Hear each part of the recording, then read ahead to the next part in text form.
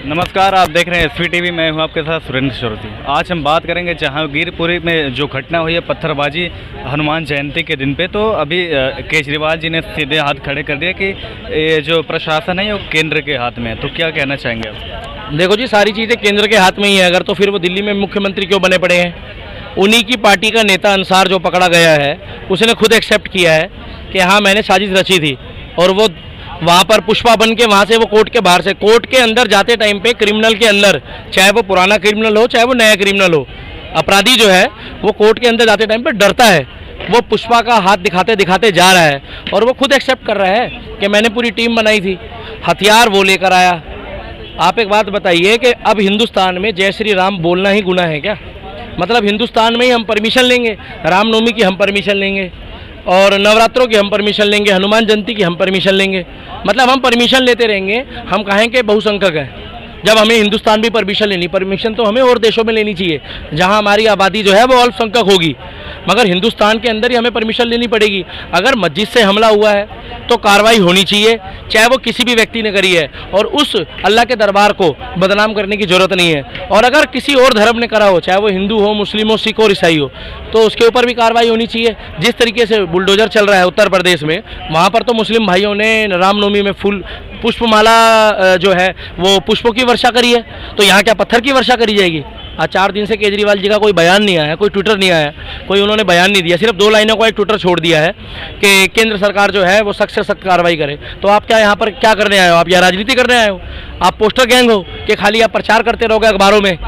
आज दिल्ली में 15 दिन से प्रदूषित पानी पी रही है जनता, उनका कोई बयान नहीं आ रहा। उत्तर प्रदेश में प्रदूषित पानी आ जाएगा तो ये उत्तर प्रदेश पहुँच जाएंगे, गाजियाबाद, मेरठ, कि पानी खराब आ रहा है। तुम पहले दिल्ली तो संभाल लो। दिल्ली में जहांगीरपुरी में दंगे हुए तो झाड़ू वाला पकड़ा गया। ये सारी चैन बनाई हुई है क्या झाड़ू वालों ने? हमारे भजनपुरे में हुए तो वहाँ ताहिर हुसैन पकड़ा गया, वो भी झाड़ू का था, और वो तो निगम पार्षद था वहाँ का। उसके घर में भाई साहब करीब 40 से 50 गुलेल मिले हैं लोहे के। उसको बनाने के लिए कम से कम 4 से 5 दिन चाहिए।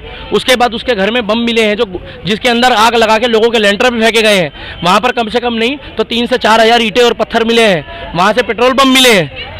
तो क्या ये पहले से ही प्री प्लान था? उनके पास इतना हथियार, इतनी चीज़ें कहाँ से आई आप बताइए? जिस तरह से जेएनयू का कांड हुआ उसके बाद रामनवमी के दिन देश भर में तमाम जगह पथराव हुआ, फिर उसके बाद जहांगीरपुरी हनुमान जयंती पे क्या लग रहा है देश का माहौल ख़राब करने की कोशिश की जा रही है? देखिए, राष्ट्र को मजबूत करने के लिए मोदी जी काम कर रहे हैं। अब इनको कोई मुद्दा नहीं मिल रहा। 5 राज्यों में इलेक्शन हुए, ईवीएम का मुद्दा तो इन्होंने अब की बारी उठाया नहीं तो ये कह देते कि ईवीएम का मुद्दा उठाया, क्योंकि जिन्होंने ईवीएम का मुद्दा उठाना था वही पंजाब में जीत गए। अब उन्होंने जब वो खुद जीत गए तो उन्होंने कहा कि और सारे राज्यों में हमारी जमानत जब्त हो गई है, अगर हम ईवीएम का मुद्दा उठाएंगे तो हमारे और कपड़े उतारे जाएंगे पब्लिक द्वारा। उन्होंने ईवीएम का मुद्दा नहीं उठाया। अब कुछ % मुस्लिम भाइयों को भड़काया जा रहा है।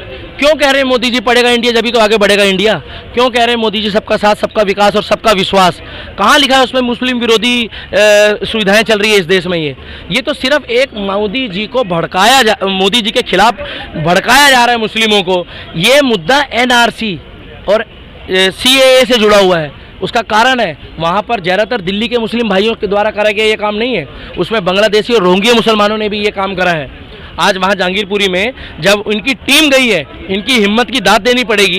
ये मीडिया कर्मी वहाँ पर अंतर्राष्ट्रीय मीडिया तक मौजूद है जहांगीरपुरी में, और वहाँ पर ये NIA और SIT और फोरेंसिक और दिल्ली क्राइम ब्रांच और दिल्ली की लोकल पुलिस पूरी छावनी बनी हुई है। उसके बाद भी महिलाएं वहाँ से पत्थर फेंक रही है। तो क्या ये साजिश नहीं है? उन महिलाओं को नहीं दिख रहा कि मीडिया कर्मी भी नीचे हैं, चारों तरफ कैमरे लगे हैं? ये टोटल और टोटल बीजेपी को बदनाम करने के लिए करा जा रहा है, क्योंकि फिलहाल दिल्ली पुलिस जो है वो होम मिनिस्ट्री के हाथ में है। ये कहते हैं हमें दिल्ली पुलिस दे दो। आप एक बात बताइए, दिल्ली जो है वो NCT दिल्ली है। अब इतने बड़े राज्य को चलाने के लिए अगर केंद्र सरकार इन्वॉल्व ना हो ना, तो ये केजरीवाल जी दिल्ली को जो है ना अपनी राजनीतिक नगरी बना लेंगे। आज बिजली पानी माफ़ देने के बहाने इन्होंने झूठ बोल के दिल्ली को बदनाम करा, बिजली पानी माफ़, और दंगा साथ दे रहे हैं फ्री में लोगों को। दारू इन्होंने फ्री कर दी, 25% की अब ये छूट दे रहे हैं। ये क्या चाहते हैं दिल्ली वालों के साथ? ये हिंदू मुस्लिम खुद करा रहे हैं, इनसे दिल्ली खुद नहीं संभल रहा है। यहाँ बुलडोजर चलना चाहिए इनके ऊपर, दंगाइयों के ऊपर, चाहे वो किसी भी जात और मजहब का हो।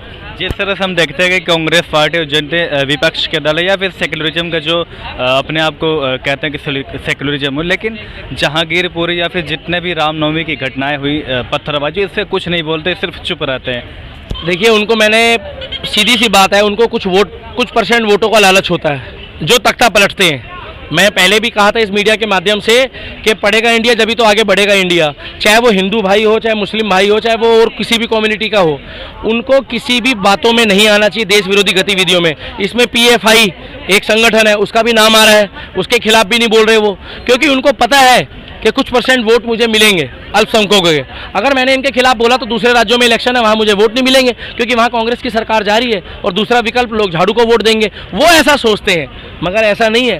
अब मुस्लिम भी जाग गए हैं, उत्तर प्रदेश में मुस्लिम भाइयों ने भी योगी जी को वोट दिया है, और भारत में मोदी जी को वोट दिया है, जब भी मोदी जी जीते हैं। ये कुछ गिने चुने लोग हैं जो देश की शांति व्यवस्था को खराब करना चाहते हैं। अगर यही लोग जो जहांगीरपुरी में घटना हुई है, उस घटना में पुष्प वर्षा कर देते या ऊपर से फूलों की वर्षा कर देते तो इनका क्या जाता। अब इस देश में जय श्री राम बोलना भी गुनाह हो गया है।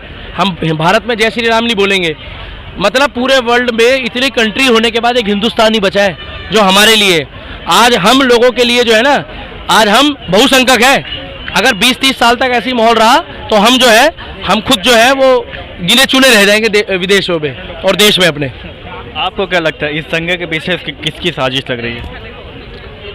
इस दंगे के पीछे कोई न कोई इसका आका है जो करवाने वाला है, वही है। लेकिन ये गलत है।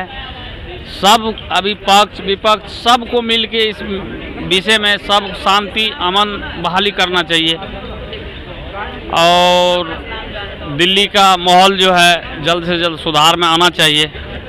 और उसके बाद बुलडोजर बाबा चाहिए यहाँ पे, दिल्ली में बुलडोजर बाबा जरूरी है।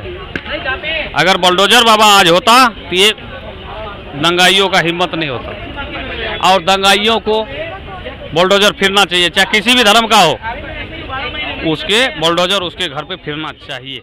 भाई यही कहूँगा मैं।